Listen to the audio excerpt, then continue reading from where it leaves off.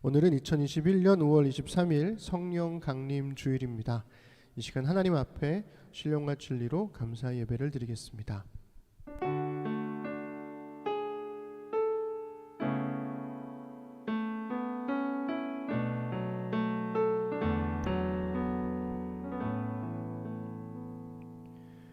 우리가 소망으로 구원을 얻었음에 보이는 소망이 아니니 보는 것을 누가 바라리요. 만일 우리가 보지 못하는 것을 바라면 참음으로 기다릴지니라. 이와 같이 성령도 우리의 연약함을 도우시나니 우리는 마땅히 기도할 바를 알지 못하나 오직 성령이 말할 수 없는 탄식으로 우리를 위하여 친히 간구하시느니라.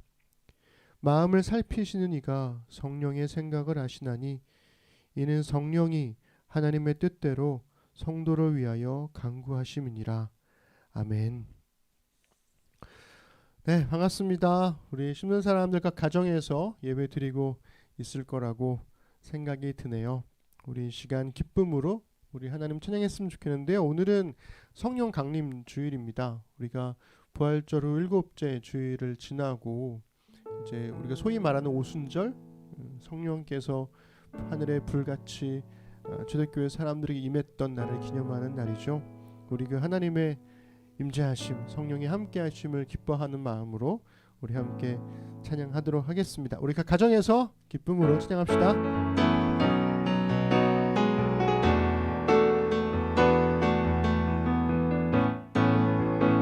그 사랑, 그 사랑 이유 없이 날 사랑해 주님께 드릴 것이 나 없는데 그 사랑 이유 없이 날 사랑해 주님을 나도 사랑해 아무런 이유 없다니 믿어지나요 내게 찾아온 주님의 사랑 믿을 수 없던 그 사랑이 믿어지던 그 순간에 새 생명으로 태어났네 나는 주님의 어린 양 Thank you Lord Thank you Lord 나는 주님의 어린 양 Thank you Lord Thank you Lord 사랑해 oh yeah 우리 기쁨으로 찬양합시다. 그 사랑 이유 없이 날 사랑해 주님께 드릴 것이 나 없는데 그 사랑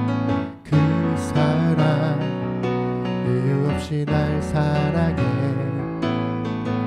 주님을 나도 사랑해 아무런 이유 없다니 믿어지나요 내게 찾아온 주님의 사랑 믿을 수 없던 그 사랑이 믿어지던 그 순간에 새 생명으로 태어났네 나는 주님의 어린 양 Thank you Lord Thank you Lord 나는 주님의 어린 양 Thank you Lord Thank you Lord 사랑해 Oh yeah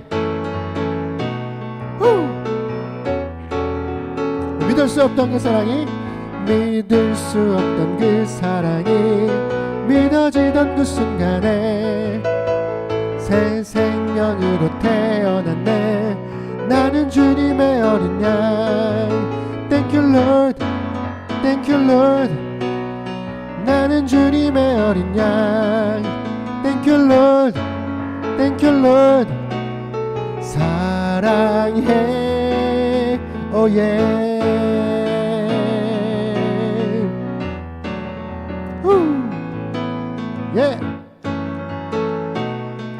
계속 이어서 기쁨으로 우리 주 안에서 노래하며 우리 주 안에서 노래하며 주의 이름 찬양해 감사로 그 문에 들어가 주 이름 송축하네 진실한 찬양 안에 권능 임하니 외치세 할렐루야 손뼉 치며 전능하신 주께 높이 계신 주님께 우리 여기 모인 이유 우리 마음 모아 주님을 높이는 것 높이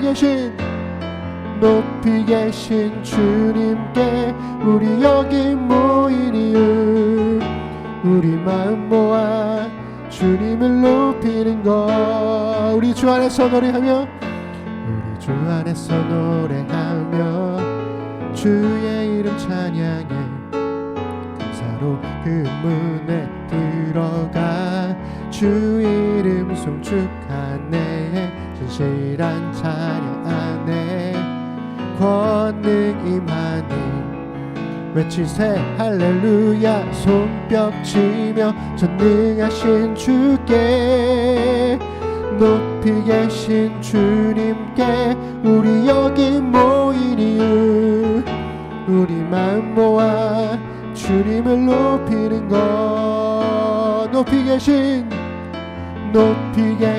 주님께 우리 여기 모인 이유 우리 마음 모아 주님을 높이는 것 내 안의 모든 것 내 안의 모든 것 주를 바랄 때 주의 능력 또 영광 은혜와 자비도 찬양하며 춤추세 만문 열어 주가 자유케 하리 주의 이름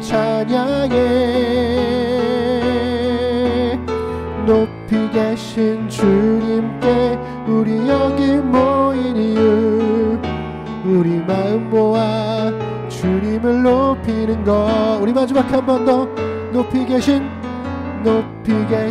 주님께 우리 여기 모인 이유 우리 마음 모아 주님을 높이는 것 우리 하나님께 감사 박수 드리겠습니다. 아멘. 아멘. 네, 앞서 말씀드린 대로 오늘은 성령 강림 주일입니다. 우리가 비록 이렇게 영상으로 예배한 지가 1년하고 또한 4개월 이제 다 되어가는 것 같은데요. 그럼에도 불구하고 각자의 가정에서 참 어렵게 예배를 드리고 있지만 우리의 그 작은 예배 안에도 성령께서 함께하고 계심을 우리가 의지했으면 좋겠습니다. 모든 상황 속에서 어떤 상황이 올지라도 하나님께서 우리를 홀로 두지 않으신다는 것 교회 공동체를 통해서 말씀을 통해서 기도를 통해서 함께 하신다는 것 우리가 그것을 신뢰하고 의지했으면 좋겠습니다. 우리 가사를 생각하면서 우리 성령이 오셨네 함께 찬양합시다. 허무한 시절 지날 때 깊은 한숨 내쉴 때 그런 풍경 보시며 단식하는 분 있네. 그와 같이 너희를 버려두지 않으리. 내가 너희와 영원히 함께하리라. 우리 한 번 더 험한 시절 지날 때 허무한 시절 지날 때 깊은 한숨 내쉴 때 그런 풍경 보시며 단식하는 분 있네. 그와 같이 너희를 버려두지 않으리. 내가 너희와 영원히 함께하리라. 자 갇힌 자 억눌린 자 갇힌 자 자유함이 없는 자 피난처가 되시는 성령님 계시네 주의 영이 계신 곳에 참 자유가 있다네 진리의 영이신 성령이 오셨네 성령이 오셨네 성령이 오셨네 내 주에 보내신 성령이 오셨네 우리 인생 가운데 친히 찾아오셔서 그 나라 꿈꾸게 하시네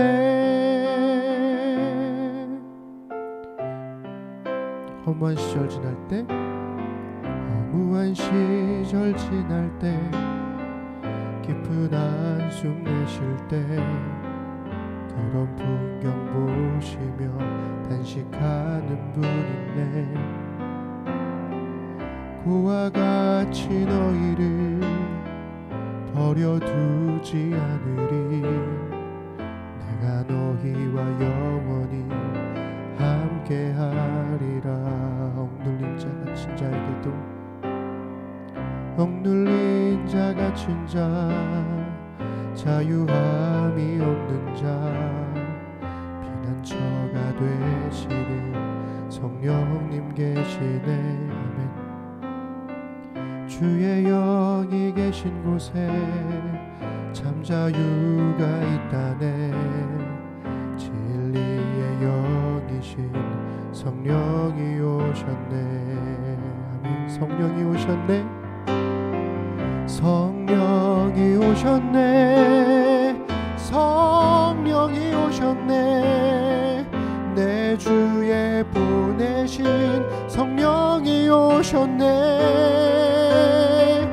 우리 인생 가운데 친히 찾아오셔서 그 나라 꿈꾸게 하시네 성령이 오셨네 성령이 오셨네 성령이 오셨네 내 주에 보내신 성령이 오셨네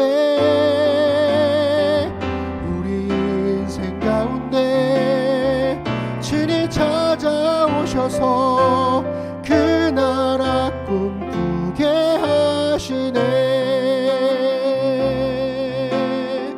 성령이 오셨네 성령이 오셨네 내 주에 보내신 성령이 오셨네 우리 인생 가운데 친히 찾아오셔서 그 나라 꿈꾸게 하시네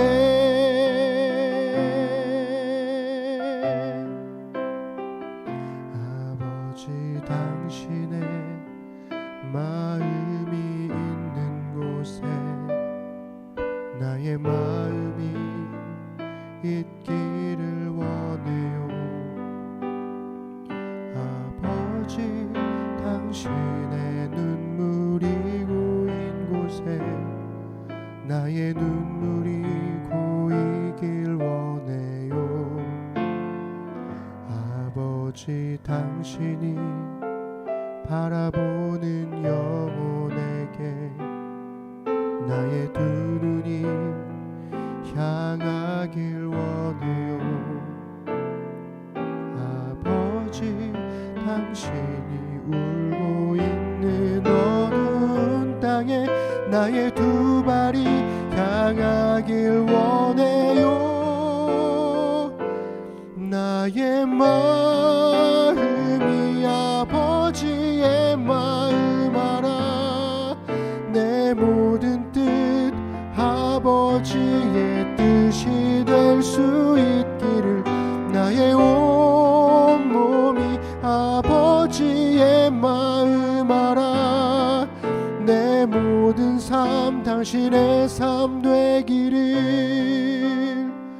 아버지 당신의 마음이 있는 곳에 나의 마음이 있기를 원해요.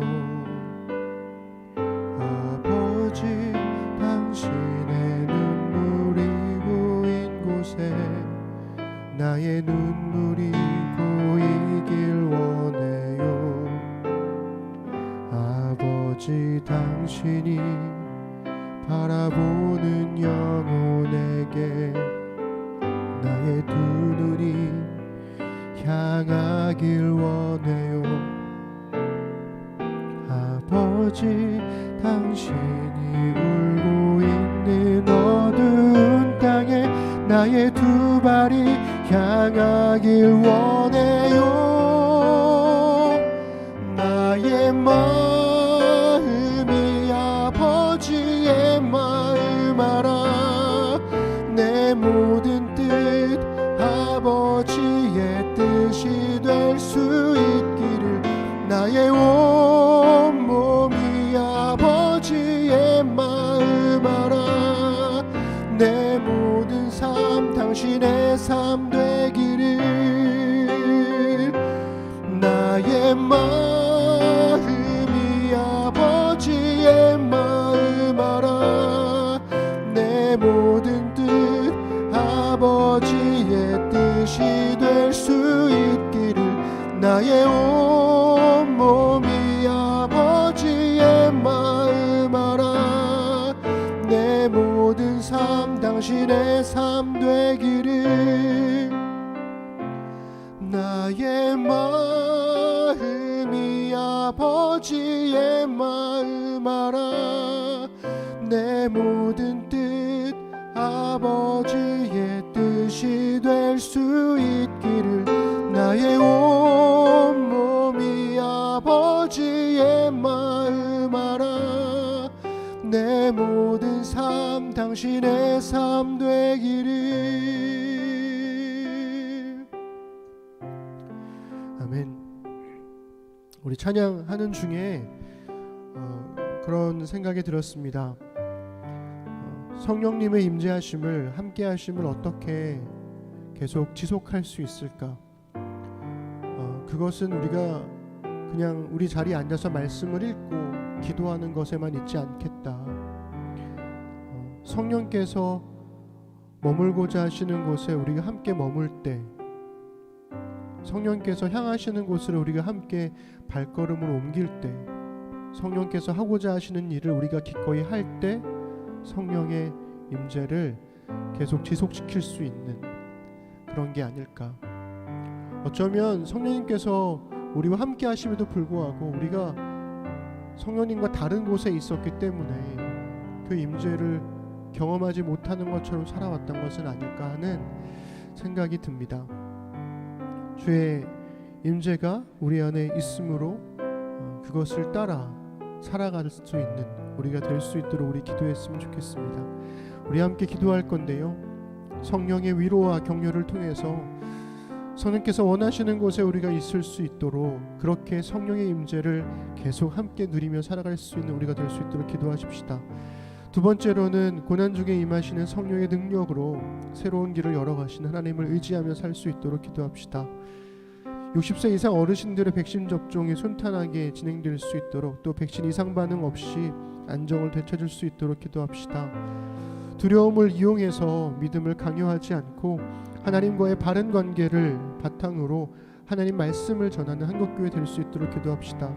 팔레스타인의 포화가 멈추게 하심을 감사합시다. 그리고 미얀마에도 속히 평화로운 일상이 오도록 기도합시다. 출산을 앞둔 이제 2주 정도 남아 있는데요, 우리 지은 자매와 기쁨이의 건강을 지켜주시기를, 낯선 부모의 길을 잘 감당할 용기를 주시기를, 또 우리 다음 주에 있을 소그룹 예배를 통해서 오랫동안 우리가 함께 교제를 누리지 못했는데 그 믿음의 교제를 이루어가는 씨앗 될 수 있도록 우리 시간 함께 마음 모아 소리내어 기도하시겠습니다. 전능하신 아버지 하나님, 우리가 성령의 임재를 구하는 그런 마음만 가지고 있었지, 사실은 성령께서 원하시는 곳에 우리가 없었던 것은 아닐까, 그런 반성과 회개를 하게 됩니다. 주의 마음이 있는 곳에 나의 마음이 있었던가, 주의 마음이 머물렀던 형제와 자매의 자리에 내가 있었던가, 홀로 울고 있는 누군가에게 성령께서 손 내밀라고 먼저 다가가라고 말씀하셨는데 우리가 그것을 눈 감고 귀를 닫고 있었던 것은 아닐까, 많은 생각을 하게 하는 성령 강림 주일입니다. 주님 성령의 임재를 우리가 유지하며 지속시킬 수 있도록, 성령께서 머무시는 곳에 우리가 함께 할 수 있도록 그런 믿음을 우리에게 주시고, 그래서 우리의 마음이 아버지의 마음을 알아 나의 모든 뜻과 나의 모든 삶이 하나님이 원하시는 삶으로 변해갈 수 있도록 하나님 우리와 함께 하시고 우리를 지켜 주옵소서. 고난 중에 임하시는 성령의 능력으로 새로운 길을 열어가시는 하나님을 의지하며 살아가는 우리 심는 사람들이 되기를 소망합니다. 60세 이상 어르신들의 백신 접종이 순탄하게 진행될 수 있도록 도와주십시오.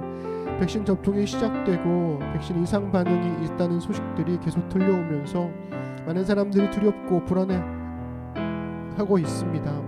실제로도 그렇게 이상 반응 때문에 누군가가 희생되었다면 하나님 그 또한 참 어려운 일일 텐데 그것을 해결할 수 있는 길들을 열어가도록 또 도와주시고, 우리의 수많은 시행착오라는 이름으로 누군가의 희생을 그냥 아무렇지도 않게 생각하는 것이 아니라 한 생명을 잃은 가정과 그들을 위해 기도할 수 있도록 주님 도와주옵소서.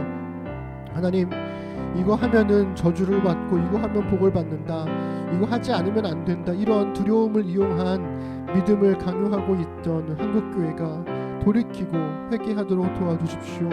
하나님을 향한 경외는 두려움이 가져오는 것이 아니라 하나님과의 바른 관계에서 오는 것임을 잊지 않도록 도와주시고, 우리가 하나님을 사랑함으로 예배하는 자가 되고 하나님을 따름으로 믿는 자가 될 수 있도록, 그래서 참된 주의 말씀을 가르치는 한국교회가 될 수 있도록 주님 인도하여 주옵소서. 하나님 팔레스타인의 포화가 멈추게 하심을 감사드립니다. 미얀마에도 속히 다시금 평화의 땅이 될 수 있도록 도와주시고, 그곳에서도 하나님 더 이상의 욕망과 전쟁과 총성이 없도록 하나님께서 은혜 베풀어 주옵소서. 출산 예정일을 2주 정도 앞두고 있는 우리 지은 부부, 그리고 우리 세상에 나올 날을 기다리는 우리 기쁨이 하나님 저희 새 가족의 건강을 지켜주시고, 하나님 낯선 부모의 길을 걷고자 하는 우리 두 사람에게 하나님 지혜와 용기를, 그리고 하나님에 대한 신뢰가 더욱더 깊어질 수 있도록 인도하여 주옵소서. 하나님 우리 심는 사람들은 다음 주에 소그룹 예배를 드립니다. 오랫동안 얼굴 보지 못했던 사람들과 만날 수 있는 기회를 열어주시고, 그렇게 함으로써 믿음의 교제를 이루어가는 씨앗 될 수 있도록 하나님 붙들어 주시며, 그렇게 우리가 미약하게나마 코로나 시대에도 교회됨을 이루어갈 수 있는 도전이 우리 안에 있도록 함께하여 주옵소서. 감사드립니다. 예수님의 이름으로 기도드립니다. 우리 주님 가르쳐 주신 기도를 우리 천천히 함께 하도록 하겠습니다. 하늘에 계신 우리 아버지, 아버지의 이름을 거룩하게 하시며 아버지의 나라가 오게 하시며 아버지의 뜻이 하늘에서와 같이 땅에서도 이루어지게 하소서. 오늘 우리에게 일용할 양식을 주시고 우리가 우리에게 잘못한 사람을 용서하여 준 것 같이 우리 죄를 용서하여 주시고 우리를 시험에 빠지지 않게 하시고 악에서 구하소서. 나라와 권능과 영광이 영원히 아버지의 것입니다. 아멘. 네, 우리 심는 사람들 소식 전하겠습니다. 코로나 거리두기 2단계 및 5인 이상 집합 금지로 실시간 예배를 드리고 있습니다. 보통 교회들에서 예배 드릴 때는 전체 공간의 20%까지 지금 허용이 되고 있는데요. 저희는 조금 더 타이트하게 지키려고 그렇게 예배를 드려오고 있습니다. 다음 주일은 두 번째 목회자 안식 주간입니다. 말씀 묵상 시즌 5 아마 열왕기상을 하게 될 가능성이 큰데요. 좋은 쉼과 또 준비의 기간이 될 수 있도록 기도해 주시면 감사하겠습니다. 다음 주는 그래서 첫 번째 소그룹별 예배를 드립니다. 소그룹이 정한 시간에 30일 날 예배 드리시면 되는데요. 야외에서 만나서 산책하면서 함께 성경을 낭독하고 그 성경 말씀을 묵상하며 나눌 수 있는 그런 예배를 드리셔도 좋고, 만약에 여러 가지 사정상 이렇게 밖에서 만나기가 좀 어려운 상황이라면 온라인으로 예배를 드려도 괜찮습니다. 그리고 뭐 소그룹이 하고 싶은 예배, 우리는 이런 것도 해보고 싶다, 뭐 그런 게 있으면 그 소그룹 안에서 자유롭게 해보시면 되겠습니다. 뭐 기발한 상상들 할 수 있죠. 우리는 뭐 영화 예배를 드려보겠다. 그럼 영화 보시면서 뭐 그거 가지고 나누셔도 상관없고요. 하여튼 다양한 아이템들을 가지고, 아이디어들을 가지고 여러 가지를 해보셨으면 좋겠고, 다만 그 최소한의 가이드가 필요하니까 제가 내일 정도에 최소한의 가이드, 그러니까 어떤 말씀을 묵상하면 좋을까, 뭐 이런 것들에 대해서 내일 단톡방에 올리도록 하겠습니다. 사진 꼭 남겨주시면 좋겠습니다. 네, 6월 5일이 예정일인 기쁨이, 그리고 또 지은 자매의 출산이 이제 2주 정도 앞으로 다가왔는데요. 엄마와 아이가 모두 건강할 수 있도록 기도해 주시면 감사하겠습니다. 다음 주일이 우리 수희 자매 생일입니다. 주일날이 생일인데요. 소그룹 예배라 우리 다 같이 축하하기 어려울 듯해서 미리 소식을 전합니다. 생일 축하드립니다. 수희 자매. 네, 생일 축하합니다. 네, 하나님께서 또 신구 수희 부부가 기다리는 새 생명을 생일 선물로 주시기를 이런 간절한 소망을 또 기도해 봅니다. 네, 우리 심는교회를 위해서 기도해 주시는 예인교회 분들이 참 많은데요. 우리 김양미 집사님, 아시는 분들은 아시겠지만 정기환 집사님의 아내 되시는 김양미 집사님이 내일 월요일 날 오후에 담석 및 급성 담낭염으로 수술을 하시게 되었습니다. 지금 병원에 입원 중이시고요. 수술이 잘 되고 건강하게 회복하실 수 있도록 기도해 주시면 감사하겠습니다. 네, 우리 찬송가 183장 함께 찬양하시겠습니다.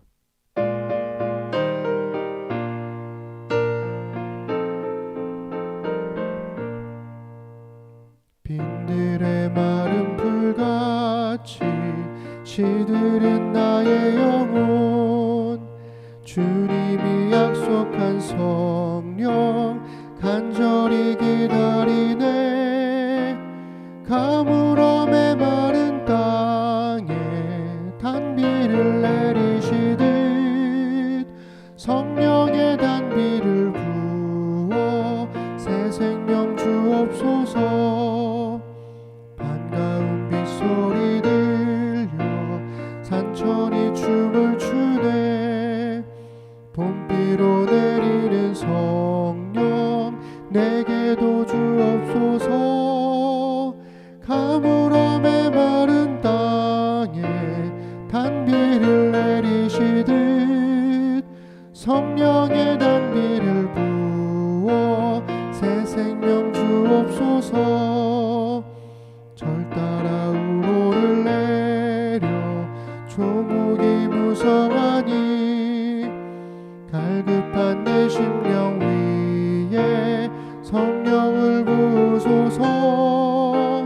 가물음에 마른 땅에 단비를 내리시듯 성령의 단비를 새 생명 주옵소서. 참되신 사랑의 언약 어길 수 있사오랴. 오늘의 흡족한 은혜 주실 줄 믿습니다. 가물음에 마른 땅에 단비를 내리시듯 성령의 단비를 부어 새 생명 주옵소서. 아멘. 아멘. 우리 하나님 말씀은 마가복음 1장 40절부터 45절 말씀입니다. 마가복음 1장 40절부터 45절 말씀, 우리 한 목소리로 천천히 읽겠습니다. 한 나병 환자가 예수께 와서 꿇어 엎드려 간구하여 이르되 원하시면 저를 깨끗하게 하실 수 있나이다. 예수께서 불쌍히 여기사 손을 내밀어 그에게 대시며 이르시되 내가 원하노니 깨끗함을 받으라 하시니 곧 나병이 그 사람에게서 떠나가고 깨끗하여진지라. 곧 보내시며 엄히 경고하사 이르시되 삼가 아무에게 아무 말도 하지 말고 가서 내 몸을 제사장에게 보이고 내가 깨끗하게 되었으니 모세가 명한 것을 드려 그들에게 입증하라 하셨더라. 그러나 그 사람이 나가서 이 일을 많이 전파하여 널리 퍼지게 하니 그러므로 예수께서 다시는 드러나게 동네에 들어가지 못하시고 오직 바깥 한적한 곳에 계셨으나 사방에서 사람들이 그에게로 나아오더라. 아멘. 오늘은 성령 강림 주일을 맞아서 블록버스터라는 제목으로 하나님 말씀 나누겠습니다. 네, 우리 반갑습니다. 우리 심는 사람들, 네, 우리 카메라 밖에도 또 카메라 안에도 우리 모든 심는 사람들이 함께 해주셔서 감사드립니다. 오늘은 블록버스터라는 제목으로 말씀 나눌 건데요. 오늘 제 뒤에 배경에 보시면 뉴욕의 배경이 이렇게 있습니다. 스튜디오 놀자도 많이 이것저것 많이 바뀌었습니다.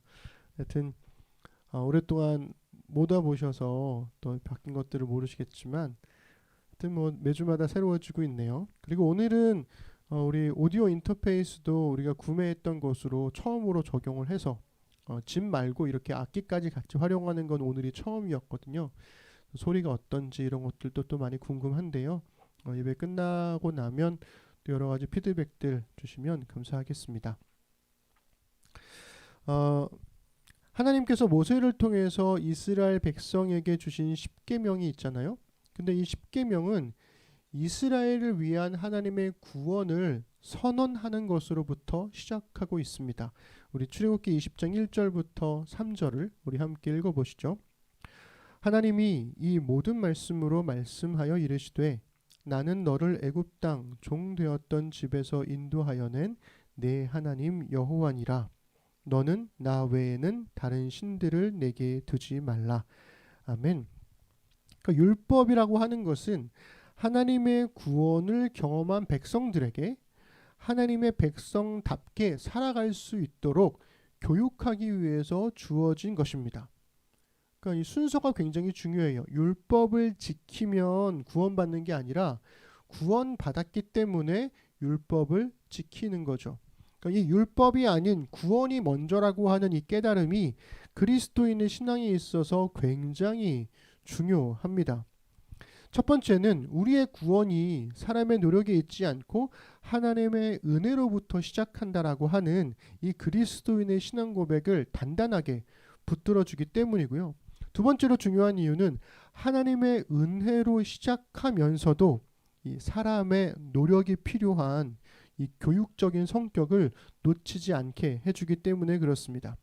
여기서 우리가 놓치지 말아야 할 건 이 율법이 가지고 있는 교육적인 성격이라는 거예요. 엄밀히 말해서 율법은 하나님 나라 프로젝트의 교육 프로그램이 되는 거죠. 그러니까 오랜 이집트의 노예로 살아온 이스라엘 사람들은 하나님 나라의 자유로운 백성으로서의 삶을 살아갈 수 있는 재사회화 프로젝트, 이렇게 재사회화를 해주는 교육이라는 거예요. 그러니까 예를 들면 탈북자들이 우리나라로 넘어오게 되면 전혀 다른 세계관을 가진 나라에 살게 되는 거잖아요. 그러면 잘 적응하기 위해서 교육 프로그램이 주어지게 되는 거죠. 문제는 이게 굉장히 어려운 일이라는 겁니다. 그러니까 누군가를 가르쳐 본 경험이 있는 사람들은 이 교육 현장의 어려움을 너무나 잘 알죠. 사람은 쉽게 변하지 않잖아요. 그게 너무 어렵다는 거예요. 새로운 것을 가르치는 것보다 익숙한 것으로 되돌아가는 게 훨씬 빠르다는 것, 그것도 우리 잘 알고 있지 않습니까? 이스라엘도 그랬어요. 그러니까 홍해를 갈라서 마른 땅을 걷게 하신 하나님께서 이스라엘을 이집트의 군대로부터 구원해 주셨는데 그토록 놀라운 기적이 있었던 홍해를 보면서 걸으면서도 그들은 하나님을 원망하더라는 거죠. 이스라엘은 하나님의 백성이 되기 위한 교육보다, 즉 율법보다 이집트의 노예로 살아가는 이 익숙함으로 끈질기게 되돌아갔다라는 겁니다. 우리 민수기 11장 5절 우리 함께 읽어보시죠. 시작. 우리가 애굽에 있을 때에는 값없이 생선과 오이와 참외와 부추와 파와 마늘들을 먹은 것이 생각나거늘. 아멘. 두 번째로 21장 5절도 읽겠습니다. 시작. 백성이 하나님과 모세를 향하여 원망하되 어찌하여 우리를 애굽에서 인도해내어 이 광야에서 죽게 하는가? 이곳에는 먹을 것도 없고 물도 없도다. 우리 마음이 이 하찮은 음식을 싫어하노라 하매. 아멘. 그러니까 하나님 말씀을 따라서 살기보다 내 멋대로 살고 싶은 마음이 주기적으로 반복되는 우리의 모습처럼 이스라엘도 좀처럼 변하지 않았습니다. 율법은 여전히 낯설었고 그래서 어렵게 느껴졌던 거죠. 왜일까요? 그저 그냥 규정을 지키는 것이 아니라 세계관 자체를 바꾸는 일이기 때문에 그래요. 게다가 이 율법의 목적은 하나님 나라의 거룩한 백성이 되는 것에 있었습니다. 레위기 11장 45절 우리 함께 읽으시죠. 시작. 나는 너희의 하나님이 되려고 너희를 애굽 땅에서 인도하여 낸 여호와라. 내가 거룩하니 너희도 거룩할지어다. 아멘. 그러니까 이스라엘은 율법을 통해서 하나님의 거룩한 백성이 될 수 있었을까? 율법은 그 목적을 이루었을까? 이거 가능하다고 생각하십니까? 가능할까요? 저는 가능하다고 생각하거든요. 근데 그 가능성의 기준이 어디 있냐면 놀랍게도 이 교육, 이 율법의 실현 가능성은 이스라엘이 얼마나 착실하게 교육을 잘 받았느냐에 있지 않았다라는 거예요. 이 율법의 실현 가능성은 하나님께서 얼마나 오래 기다려 줄 수 있느냐에 달렸다는 것입니다. 배운 것이 익숙해질 때까지 교육을 통해서 변화될 때까지 사랑으로 기다려주는 것, 거기에 이 율법의 가능성, 실현 가능성에 달려 있다는 거죠. 그래서 교육의 대전제는 저는 교육자가 가지고 있는 인애에 있다고 생각해요. 기다리는 사랑에 있다는 것입니다. 여러분 종종 들어보셨겠지만 이스라엘의 종교 사회학적인 상태는 크게 세 가지 단계로 나눌 수가 있습니다. 거룩, 정결, 부정이죠. 그러니까 하나님의 임재가 있는 성막 혹은 성전을 중심으로 한 거룩이 있어요. 그리고 하나님의 율법을 따라 살아가는 정결한 백성들이 있고요. 그리고 하나님의 율법을 따르지 못함으로 인한 부정의 공간이 있습니다. 그러니까 하나님의 거룩함을 중심으로 해서 살아가는 이스라엘의 기본적인 상태는 뭐냐면 정결이죠. 그 정결한 백성들이 하나님의 말씀을 따라 성전으로 들어가 예배하면 거룩한 백성으로서의 회복이 이루어지게 되는 거고, 만약에 반대로 하나님 말씀을 따라 살지 않으면 부정한 백성이 되는 거죠. 그래서 이 정결을 중심으로 해서 거룩과 부정으로 계속 왔다 갔다 하는 게 이스라엘의 상태라는 겁니다. 이러한 경계가 가장 명확하게 드러나는 게 바로 나병 환자에 관한 율법이에요. 고대 사람들은 이 나병이 죄로 인한 것이기 때문에 부정하고 그의 부정함이 다른 사람에게로 전해지게 되면 그 사람도, 그 정결했던 다른 사람도 부정해진다고 생각했습니다. 그러니까 공동체의 집단적인 부정을 막기 위한 방법 뭘까요? 격리죠. 우리가 지금 코로나 시기에도 이런 격리라는 게 어떤 건지를 잘 알고 있잖아요. 우리 레위기 13장 45절 46절 읽겠습니다. 시작. 나병 환자는 옷을 찢고 머리를 풀며 윗입술을 가리고 외치기를 부정하다 부정하다 할 것이요 병 있는 날 동안은 늘 부정할 것이라. 그가 부정한즉 혼자 살되 진영 밖에서 살지니라. 아멘. 그러니까 고대 사회에 의료적인 지식이 많지 않았기 때문에 매끈했던 피부에 피부병이 난다? 그러면 이거는 정상적이지 않은 상태, 그것을 부정이라고 생각했단 말이죠. 거기에 종교적인 의미를 가지고 있는 거예요. 재밌는 건 뭐냐면 윗입술을 가리고 외치기를 부정하다 부정하다, 이거 우리 시대로 적용하면 마스크 쓰고 이야기하는 것과 다를 바 없는 이야기인 거죠. 문제는 성경에서 말하는 이 나병이 흔히 말하는 한센병이냐? 그렇지 않다라는 것입니다. 최근의 연구에 따르면 이 나병이라고 하는 것은 여러 종류의 비늘성 피부 질환, 이렇게 이야기를 하고 있어요. 여러분, 이게 되게 중요한 이유가 있습니다. 이런 최근의 연구가 중요한 이유. 잘 한번 생각해 보세요. 만약에 나병이 한센병, 즉 문둥병이었다면 한센병 환자를 볼 수 있는 확률이 얼마나 될까요? 여러분 살면서 한센병 환자 보신 분 계십니까? 우리가 소록도라고 하죠. 어릴 때 거기로 가서 봉사활동을 하지 않은 이상은 저는 한 번도 못 봤거든요. 한센병 환자를. 여러분들은 볼 수 있으셨나요?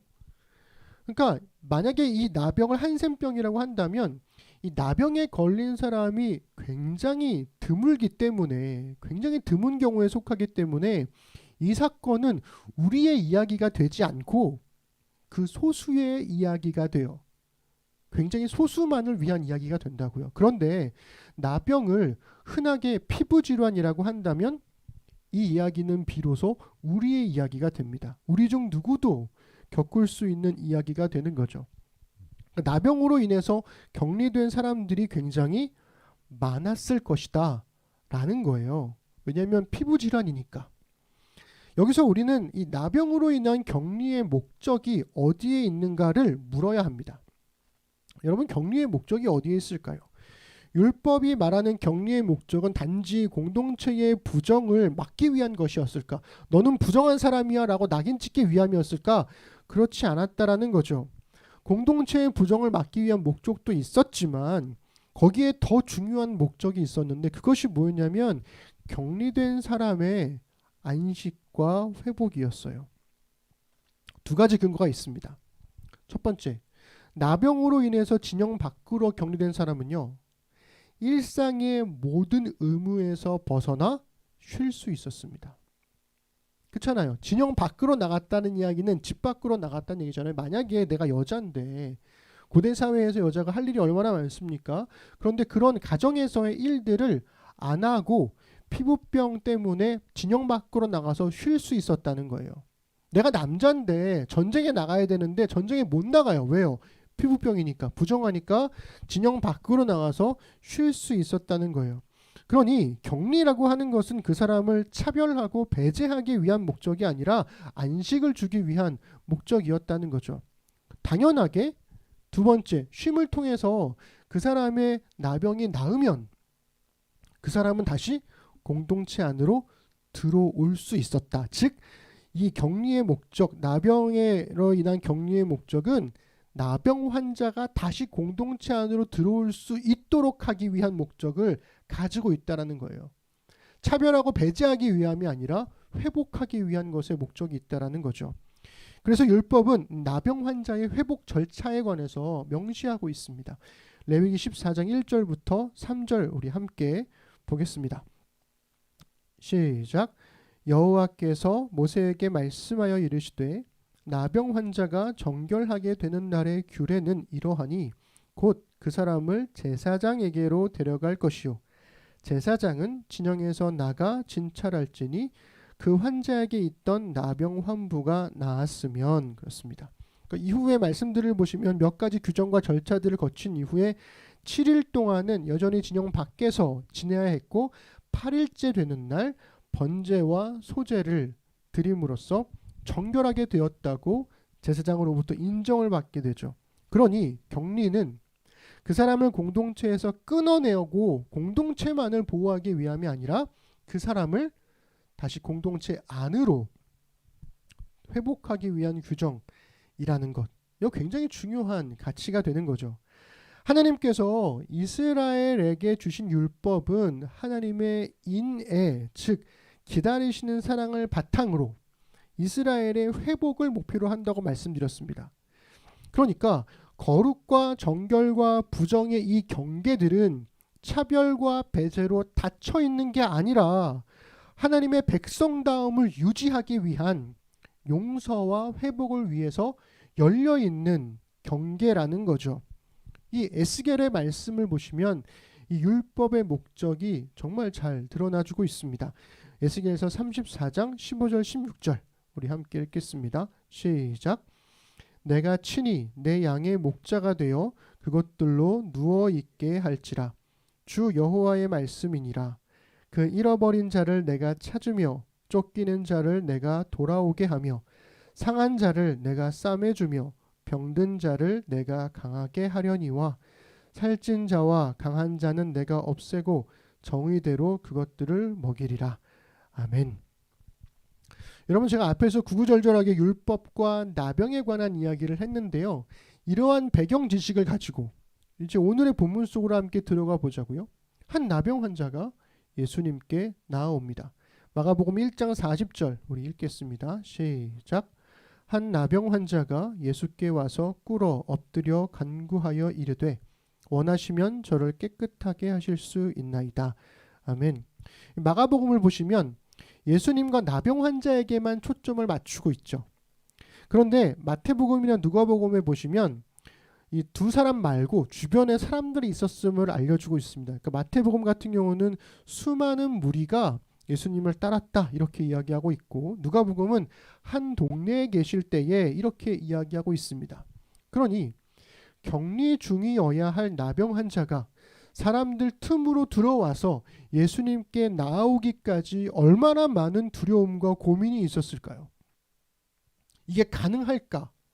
내가 이거 여기서 만약에 고쳐주지 않으시면 여기 있는 사람들 내가 다 부정하게 만드는 건데 나는 진짜 막 그 세상 나쁜 사람이 되는 건데 이게 가능할까? 이런 두려움이 있었겠죠. 아마도 그는 예수님에 관한 소문을 듣고 나병 환자라는 사실을 숨긴 채로 몰래 예수님의 말씀을 들으면서 예수님께 나아갈 이 믿음과 용기를 갖게 되었을 겁니다. 예수님은 그를 고쳐주시죠. 마가복음 1장 41절 42절 읽겠습니다. 시작. 예수께서 불쌍히 여기사 손을 내밀어 그에게 대시며 이르시되 내가 원하노니 깨끗함을 받으라 하시니 곧 나병이 그 사람에게서 떠나가고 깨끗하여 진지라. 아멘. 여러분, 이 장면은 되게 중요합니다. 왜냐하면 예수님은 대부분 말씀만으로 고치셨거든요. 그런데 굳이 나병 환자의 몸에 손을 대시더라는 거예요. 예수님도 부정해져서 그곳의 사람들이 순식간에 부정한 자라고 외치면서 나병 환자와 함께 마을 밖으로 쫓아낼 수도 있었습니다. 그런데도 예수님께서는 그의 몸에 손을 대시고 그의 부정함을 정결함으로 바꿔주세요. 이 방향성이 되게 중요해요. 부정한 사람이 정결한 사람을 만지면 그 정결한 사람이 부정해지는 게 아니라 반대로 정결한 사람이 부정한 사람을 만졌더니 그 부정한 사람이 정결한 사람이 되더라는 겁니다. 앞에서 본 레위기 14장에서 보듯이 나병 환자가 정결해질 때의 규정이 있다라는 이야기는 나병, 즉 피부병이 치료 가능한 병이라는 것을 전제하고 있죠. 그죠? 그런 게 없다면, 이게 치료가 불가능한 병이라면 회복 규정이 있을 이유가 없잖아요. 그렇다면 이 얘기는 이렇게 됩니다. 예수님께서 굳이 지금 여기서 나병 환자를 치유하지 않으셔도 이 사람은 언젠가 회복돼서 다시 공동체 안으로 들어가고 일상을 살 수 있었을 거예요. 그지요?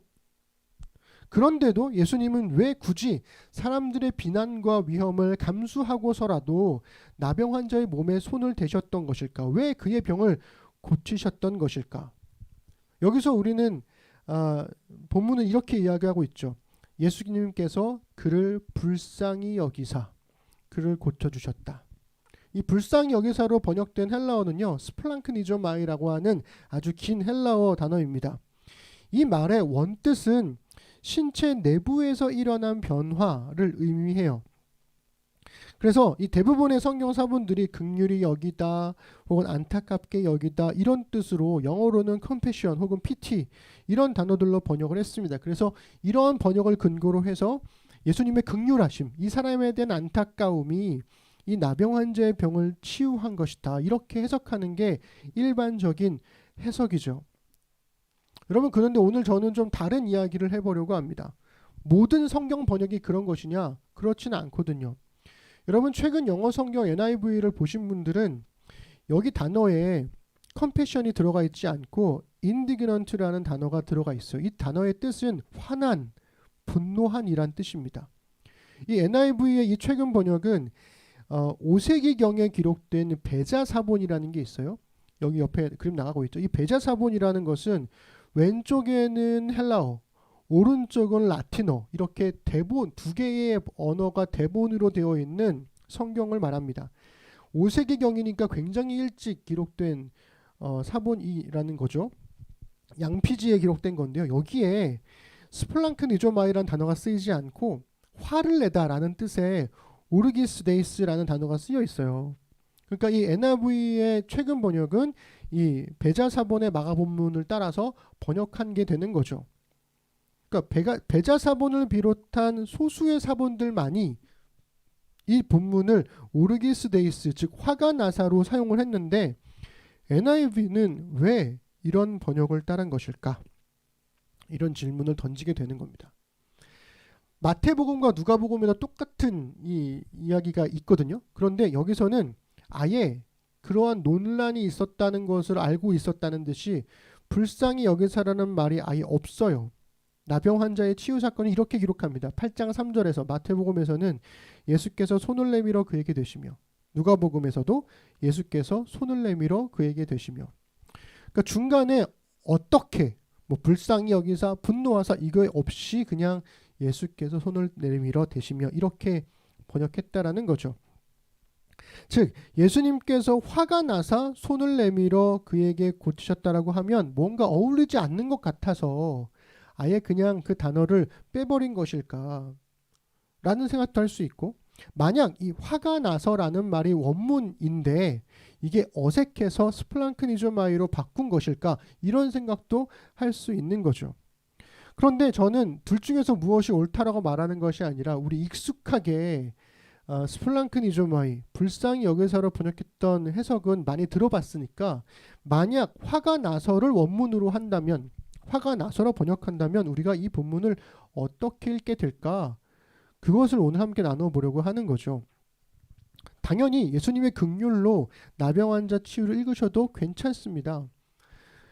그런데 예수님이 분노하시면서 나병 환자의 몸에 손을 대셨고 그는 정결하게 되었다, 이렇게 읽는다면, 그리고 예수님께서는 레위기 14장의 율법에 따라서 제사장에게 가서 너의 정결해진 몸을 보여주고 정결법에 따라 예물을 드리고 정결함을 받으라고 인정받으라고 말씀하고 계시죠. 우리 마가복음 1장 43절 44절 함께 읽겠습니다. 시작. 곧 보내시며 엄히 경고하사 이르시되 삼가 아무에게 아무 말도 하지 말고 가서 네 몸을 제사장에게 보이고 내가 깨끗하게 되었으니 모세가 명한 것을 드려 그들에게 입증하라 하셨더라. 아멘. 여러분, 부정한 사람의 몸에 예수님이 손을 댔잖아요. 그러니까 예수님은 율법을 어긴 것처럼 보이죠. 그런데 예수님은 그 어느 때보다 분명하게 율법에 따라 정결하게 되었다는 것을 입증하라고 요구하십니다. 엄히 경고하시면서 아무에게 아무 말도 하지 말라, 이 말씀은 결국 율법에 따라서 제사장이 공식적으로 너가 정결해졌다는 것을 선언할 때까지 말하지 마라, 이런 이야기가 되는 거죠. 그러니까 예수님은 그 누구보다도 하나님의 율법을 존중하시는 분이라는 거예요. 그런데 문제는 손을 댔잖아요. 여기서 마가복음은 마태복음이나 누가복음에서는 다루지 않는, 말하지 않는 굉장히 독특한 상황으로 이 이야기를 끝내주고 있습니다. 우리 45절 함께 읽으시죠. 그러나 그 사람이 나가서 이 일을 많이 전파하여 널리 퍼지게 하니 그러므로 예수께서 다시는 드러나게 동네에 들어가지 못하시고 오직 바깥 한적한 곳에 계셨으나 사방에서 사람들이 그에게로 나아오더라. 아멘. 여러분, 아이러니한 일이 벌어진 거예요. 예수님은 마을 안에 있는 정결한 분이셨어요. 거룩한 분이시죠. 나병 환자는 마을 밖에 있어야 할 부정한 사람이었습니다. 그런데 예수님의 치유가 일어나고 나서 예수님은 마을 밖으로 나가셔야 했고요. 나병 환자는 마을 안으로 들어왔습니다. 예수님께서 나병 환자와 자리를 바꾸신 거죠. 그런데 거기서 끝이 아니에요. 사람들이 마을 밖에 있는 예수님에게로 나아가더라는 거예요. 마을 안과 밖이라고 하는 이 정결함과 부정함의 경계가 무너져 버렸다는 것입니다. 예수님께서 계시는 곳이 정결의 자리가 되더라는 거죠. 예수님께서 부정을 정결로 바꾸신 겁니다. 지금 여기에서 말이죠. 사람들은 늘 두려워했어요. 우리의 정결이 부정해질까 봐를 늘 두려워하며 살았는데 예수님께서는 그걸 두려워하지 말아라.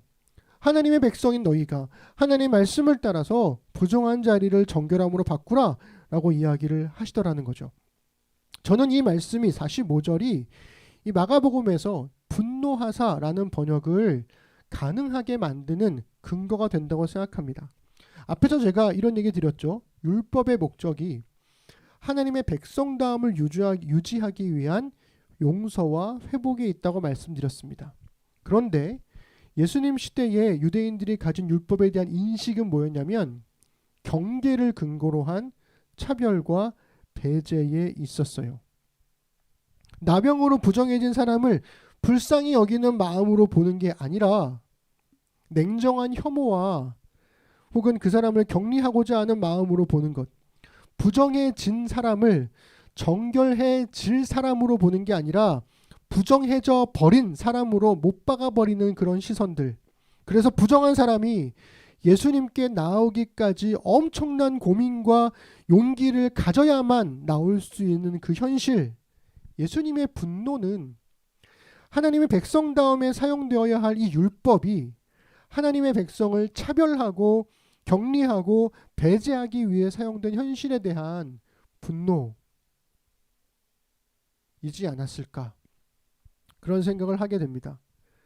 장애인들을 위한 학교를 세우기 위해서 장애가 있는 아이의 부모가 무릎을 꿇고 눈물로 빌어야 하고 백인이 아닌 외국인 노동자라는 이유로 멸시와 조롱을 받아야 하는 현실, 성소수자라는 이유로, 여자라는 이유로, 가난하다는 이유로 무시당하고 사회적 낙오자라는 이유로, 지방에 있는 캠퍼스라는 이유로, 국산차를 탄다는 이유로, 그리고 그러저러한 가난하다는 이유로 사회적 낙오자로 낙인 찍어버리는 이 21세기의 대한민국의 현실은 2000년 전 예수님이 분노하시던 때와 조금도 달라지지 않은 게 아닐까라는 생각을 하게 되는 거죠.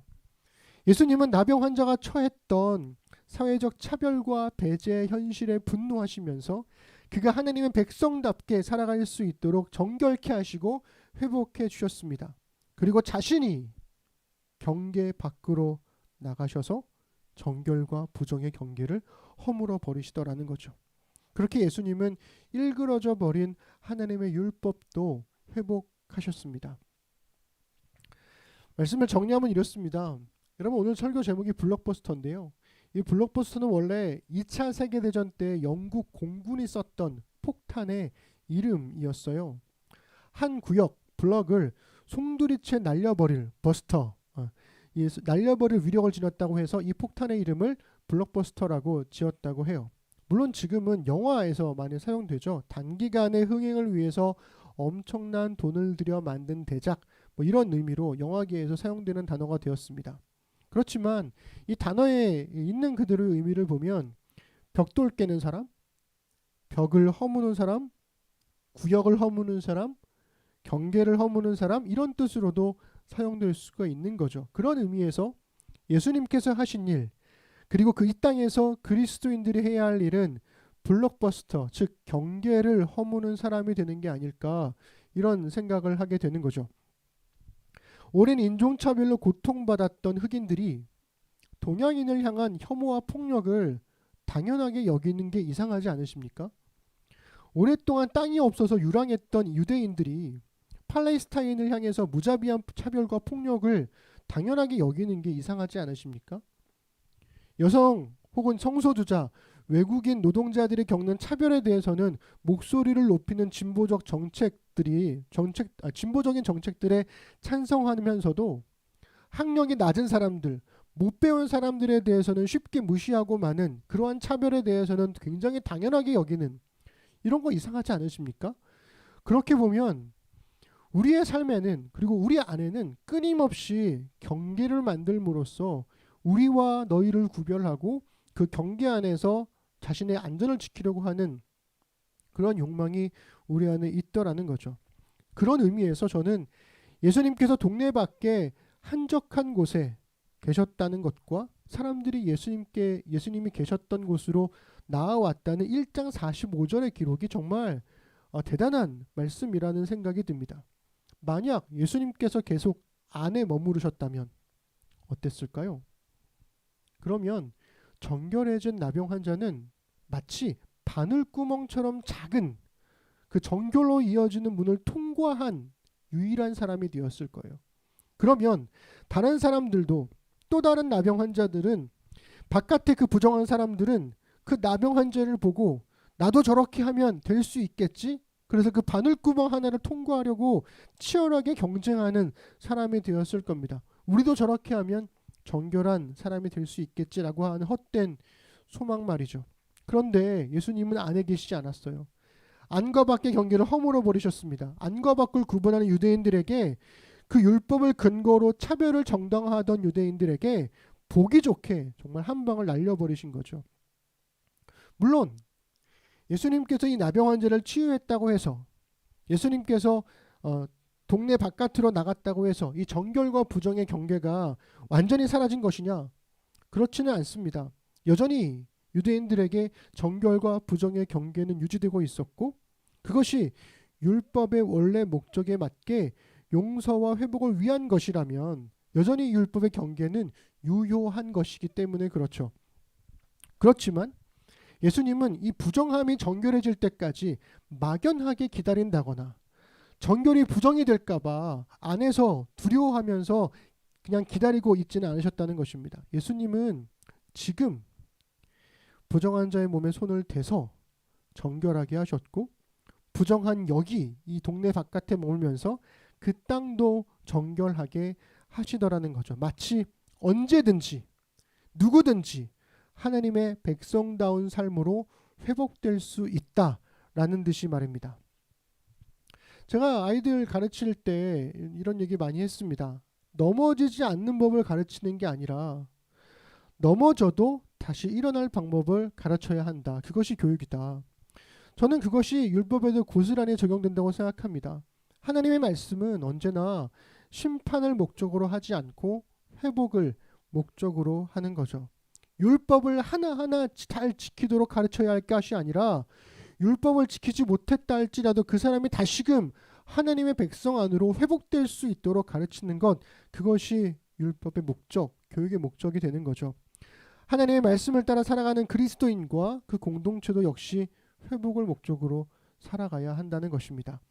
마가복음 1장 17절에서 예수님은 이렇게 말씀하셨습니다. 읽겠습니다. 예수께서 들으시고 그들에게 이르시되 건강한 자에게는 의사가 쓸데없고 병든 자에게라야 쓸데있느니라.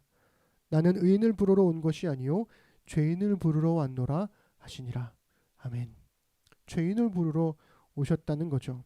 예수님은 먼저 부름받은 죄인인 우리에게 앞으로 부름받을 죄인들을 위해서 경계의 벽을 깨는 블록버스터가 되라고 우리에게 말씀하십니다. 정결의 자리를 내어주고 경계를 허물어 부정의 자리를 정결케 하신 예수님처럼 우리 안에 있는 또 다른 경계들을 허물어 가면서 이 세상을 정결케 하는 우리 예수 그리스도의 블록버스터들이 되기를 간절히 소망해 봅니다. 기도하겠습니다. 하나님의 말씀을 차별과 경계의 근거로 사용하는 사람들이 있습니다. 정죄하기 위해서 율법을 이용하고 남보다 더 위에 있기 위해서 하나님 말씀을 인용하는 사람들. 그러나 하나님의 말씀의 목적, 율법의 목적은 하나님 백성다운 회복에 있다는 것 잊지 않기를 소망합니다. 주님, 하늘과 이 땅의 경계를 허무시고 주님께서 이 땅에 오셨던 것처럼 성령께서 오순절 다락방에서 두려워 떨고 있는 제자들에게 임했던 것처럼 성령께서 오늘날도 우리에게 임재하셔서 우리로 하여금 우리 안에 있는 두려움의 경계들을 깨고 예수의 마음으로 이 땅의 모든 부정함들을 정결하게 바꾸어가는 우리 사랑하는 심는 사람들이 되도록 주님 인도하여 주옵소서. 혹이나 우리 안에 하나님 넘치기보다 사랑이 넘치는 교회 섬김을 원하기보다 섬김의 기쁨 알아가는 교회 세상이 주목하기보다 주님이 주목하는 교회 화려한 겉모습보다 중심이 주를 향한 교회 주님이 피로 사신 아름다운 교회 서로를 사랑함으로 하나 되는 교회 주님이 머리 되신 거룩한 교회 우리 함께 만들어 가요. 우리 사도신경으로 신앙 고백 드리겠습니다. 나는 전능하신 아버지 하나님 천지의 창조주를 믿습니다. 나는 그의 유일하신 아들 우리 주 예수 그리스도를 믿습니다. 그는 성령으로 잉태되어 동정녀 마리아에게서 나시고 본디오 빌라도에게 고난을 받아 십자가에 못 박혀 죽으시고 장사된 지 사흘 만에 죽은 자 가운데서 다시 살아나셨으며 하늘에 오르시어 전능하신 아버지 하나님 우편에 앉아 계시다가 거기로부터 살아있는 자와 죽은 자를 심판하러 오십니다. 나는 성령을 믿으며 거룩한 공교회와 성도의 교제와 죄를 용서받는 것과 몸의 부활과 영생을 믿습니다. 아멘. 하나님 이 시간 주신 말씀을 따라 함께 살아갈 날들을 신실하게 살겠다는 의미로 헌금을 드리고 신앙을 고백했습니다. 말씀이 삶으로 배어나와 우리 삶의 자리에 은혜의 흔적이 남게 하소서. 능히 너희를 보호하사 거침이 없게 하시고 너희로 그 영광 앞에 흠이 없이 기쁨으로 서게 하시리.